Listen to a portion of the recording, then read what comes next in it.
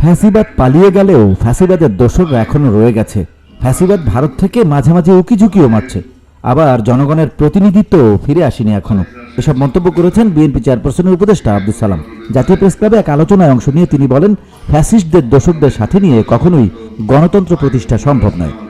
যদি মূল চিন্তাটাই থাকে যে একটি রাজনৈতিক নির্বাচনের মধ্য দিয়ে জনগণের নির্বাচিত একটি সরকার আমরা প্রতিষ্ঠা করব এবং সেই নির্বাচনটা নিরপেক্ষ হবে, সবার অংশগ্রহণমূলক হবে, সেই চিন্তায় তাদের যে রোডম্যাপ প্রতিটা রাজনৈতিক দল বলছে, কেউ হয়তো আগে বলছে, কেউ পরে বলছে, কেউ বলতেছে আমরা একটু তাড়াতাড়ি দেন, কেউ বলতেছে একটু পরে হলে অসুবিধা নাই, কিন্তু সবাই তো আমরা সেটা চাচ্ছি। কারণটা একটাই, যে যদি দেরি হয় তাহলে সবার মধ্যে শঙ্কা যে আবার সেই পরাজিত ফ্যাসিবাদের প্রেতাত্মা আবার আমাদের মাঝে ফিরে আসে কিনা। পরাজিত ফ্যাসিবাদ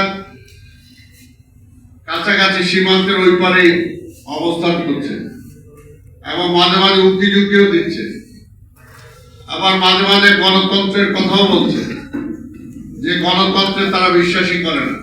অল্প সময় আওয়ামী লীগের জন্য যারা মায়া কান্না কাঁদেন তারা হলো আওয়ামী লীগের দোষর।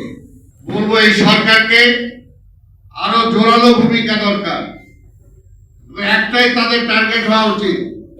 শুধু মুখে বলবো যে আমরা এই ফ্যাসিবাদকে তাড়িয়েছি, মুখে বললে হবে না। ফ্যাসিবাদের সাথে যারা ছিল তাদের কাঁধে ভর করে আপনি কোনোভাবেই গণতন্ত্র আনতে পারবেন না।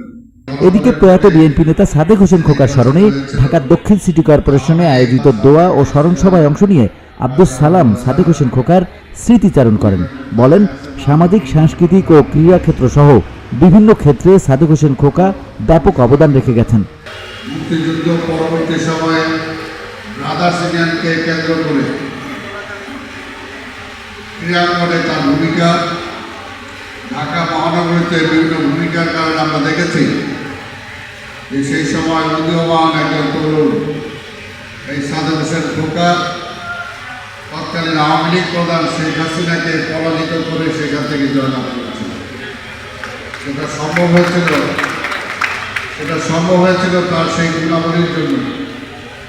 এবং নির্বাচিত হওয়ার পরে আমার মনে হয় যে সুস্তাপুর, কোতোয়ালি, গ্যান্ডারিয়া, বংশাল এই এলাকার কোনো মানুষ বলতে পারবে না যে কোনো এলাকায় কেউ মারা গিয়েছে সাদেক হোসেন খোকাকে জানা যায় পায় নাই, কোনো এলাকায় কোনো একটা সমস্যা হয়েছে সেখানে সাদেক হোসেন খোকাকে পায় নাই, কোনো পরিবার বিভিন্নভাবে ক্ষতিগ্রস্ত হয়েছে, চিকিৎসার জন্য টাকা পয়সা নাই, সেখানে সাদেক হোসেন খোকাকে পায় নাই, এমন কোনো পরিবার কেউ বলতে পারে। এবং পাশাপাশি আরেকটা যেটা ভিওডি বাংলা নিউজ ডেস্ক। এখানে আমাদের ভিন্ন ধর্মের অর্থাৎ হিন্দু ধর্মের